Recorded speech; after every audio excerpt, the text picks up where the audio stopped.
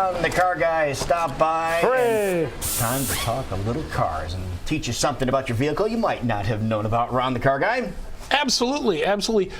Before we roll into this morning's topic, I did want to just remind people and recap. Last week we talked about the KCWI Great Day 23 special. Great Day deal. And it's the two wiper blades and the Aquapel for $23.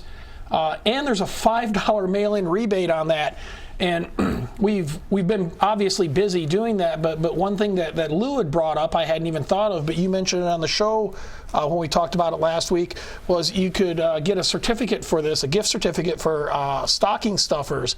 And we've actually sold more of those.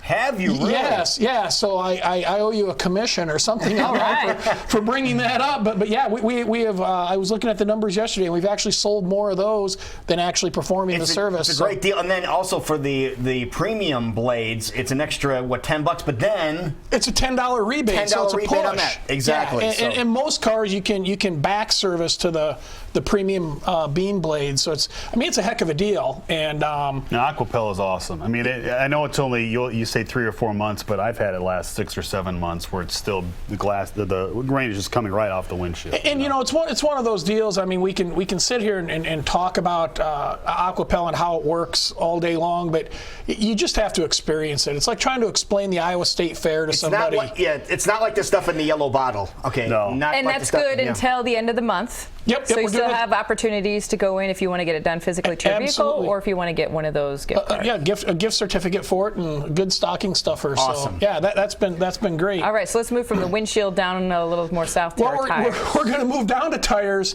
and there's an icon that pops up on the dash once in a while, and certainly we've noticed more of it in the last couple of days when the weather changed. But 42% of the motorists cannot identify what this light is. And, why? And that was a AAA study. You're kidding. Yeah, 42% of the people out there don't know what that is. Well, it's a guy with a crew coat who fell on his head. Well, He's standing on his head. Yeah, or maybe it's something to do with Star Wars. I'm not sure, but anyway, that's your low tire light, low tire pressure light. And I had this come on yesterday. There's my low tire there. Around the car guy with the broken wheel and the slice in the side of the sidewall of the tire hit a pothole. I was going to say isn't that amazing? Pothole damage in December. Yeah. Right. Aren't those supposed to be packed full But that's not necessarily why the light would come on. Explain why that light would be coming on. Well, there's two reasons that light can come on. I mean, one could be because the tire's low on air. That's what it's actually designed to do. Or the other reason it can come on is there's a malfunction in the system. And one of the things that we're commonly seeing now is the sensors are starting to fail or have been failing for a few years. This system, the low tire pressure monitoring system, was mandated by the federal government in 2007. Actually, September of 2007, any cars built and sold in the U.S. after that have to have a tire pressure monitoring system on it. So it's been around a long time, and people should be starting to recognize that icon. And explain the reason why that was put into place. It was actually put into place to reduce our dependence on foreign oil. It makes a huge difference, doesn't it? Exactly. If you have one tire on your car that's 5 pounds low on air, you'll lose 10% of your fuel mileage. So if you got a car that gets 20 miles to the gallon, you're losing 2 miles to the gallon. That's amazing. And you can't tell if you can't look and see if a tire is 5 That's not enough for you to low. be able to recognize it. Right. Exactly. So they didn't want people driving around on low tires and wasting gas. So that's why this actually came out. Now the side effect is it makes cars safer to drive because you're not driving around on a low tire that eventually blows out on the road and stuff. But the interesting part is the sensors themselves, and I've got a couple of them here. We're going to make Craig zoom in. I did my manicure yesterday. Ooh, nice. For this. Right, looks thank good. you. Anyway, this is what a sensor looks like that's in the vehicle, and the only part you see is right here. This is what sticks through the wheel, and you actually put the air in. Okay. But these sensors, there's one in each wheel, and the way they work is when the wheel starts going around a circle, the sensor gets excited, and it starts throwing out a radio frequency. And I mean, it's a frequency that they've got registered with the FCC, and then there's a receiver inside the car that picks up that sensor and tells what pressure's in the tire. The part that's failing on these sensors is you can kind of see this little round spot here. Got to come back, Craig. Right here, you can kind of see the round deal. Inside, that's a battery. Oh, okay. And it's a battery similar to what's in a watch or a garage door opener anymore. That battery is estimated to have a 5-year lifespan. And I can't change the battery. That would be difficult, it appears. Well, yeah, it's encapsulated. It's part of it. So when the battery fails, you have to buy a sensor. You need the whole thing. Exactly. And so what we're seeing is you may bring your vehicle in to put new tires on it, and it's 5-6 years old, and you have no problem at all with your tire pressure monitoring system. The light's not on. And we deflate that tire, which takes the sensor to a position it hasn't sensed in a long time because we let all the air out of it. Maybe move the wheel around a little bit, put it all back together, and then there's a process we have to go in with a machine, and we have to relearn or activate the sensors once the new tires are on, or it actually should be done whenever your tires are rotated.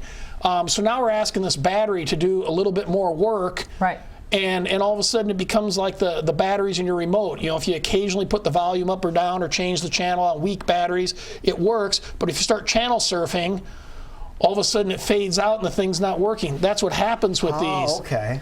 And so you know, oftentimes people you know say, well, I didn't have a problem when I came in. You guys damaged the sensor or something like that. But if this is over 5 years old, you've got a risk of needing to replace a sensor. All right, how much are we talking? You know, it depends on the vehicle, Lou. I mean, I've seen these for around $60 to $80 a piece. And I've had cars in where they're over $300. Are you serious? Now, by that, Yeah. I mean, don't they come with the tire? I mean, by that time, isn't the tire probably worn out anyway, or how does that Well, work? the sensor mounts in the wheel. In the wheel, okay, I got you. All right. This is the part that sticks through, and you put your air in. Okay, I got you. So this stays with the wheel when you change the rubber part on the tire. Gotcha. And so. So it's a function of the age of the car, not the tire. Or the age of the sensor. You know, there's just a battery in there, and batteries are going to wear out. Right. So you know, then the question becomes, you know, we see cars come in and one sensor's failed, and the other 3 are working. I mean, do you put in a set of 4 or do you put one in? And So typically we'll replace the guy that failed. The $1 million idea here is to make this thing powered by the movement of the wheel. Exactly. Like your watches that wind themselves, or Exactly. then you wouldn't have a battery to worry about. Yep, exactly. But instead we have a battery in here to worry about. Right. You're working on that, would you? But do? that's oftentimes what fails, and it's just a part of life. It's going to And wear there are out. a variety of sizes, as you can see. There is, and different types of sensors. There's companies out there now that sell. There's one company that sells, I think, three sensors, and they say it'll fit, you know, 90% of the cars on the road. And they do fit, but they don't always work. You know, it's kind of like anything with the word universal on it means it doesn't function anywhere. Universally doesn't work. So, and there's a variety. You know, some cars you can put sensors in and go out and drive the vehicle for 30 minutes, and it will pick up the signal and relearn. Other cars, all these sensors have. They've got a sensor ID number on there. A lot of cars we have to physically go in with a computer and program the sensor ID number into it. So it's. Now, they're saying over 100 million people are going to be hitting the roads, traveling 50 miles or so in the next week or so. So if you're planning on hitting the road, you might want to make sure your tires are up to snuff, and just by making a pit stop over at your place. Absolutely. And pick up a set of wiper blades and that Aquapel. Definitely, yes. Once again, the wiper blades and the Aquapel deal you have going. Yep, that's good through the end of December. It's $23, 2 premium wiper blades, and the Aquapel treatment on your windshield. And there's a $5 mail-in rebate on that, or you can upgrade to the beam blades for $10 more, and they carry a $10 mail-in rebate. So, yeah, you can't go wrong there. So if you have somebody you need something for, bada bing, bada boom. Really quickly, Ron, because a lot of people are going to be out on the roads for the holiday season. If people have an emergency, you guys have a helpline for that as well. We do. We operate roadside assistance and towing 24 hours a day, 7 days. It never shuts down. You can either call the main number and it'll direct you to the number, or the best thing to do is program into your phone. It's 309-1911. So Always it's your good to be cell number. prepared. Call Ron, wish him Merry Christmas, and say, help me There get you out of the go. ditch. All I'll right. answer. Wonderful. Ron the Car Guy. Merry Christmas, Merry my friend. Christmas, Thank you. Ron. everybody. Thank you so Thank you, much. man. Christmas to everybody out there.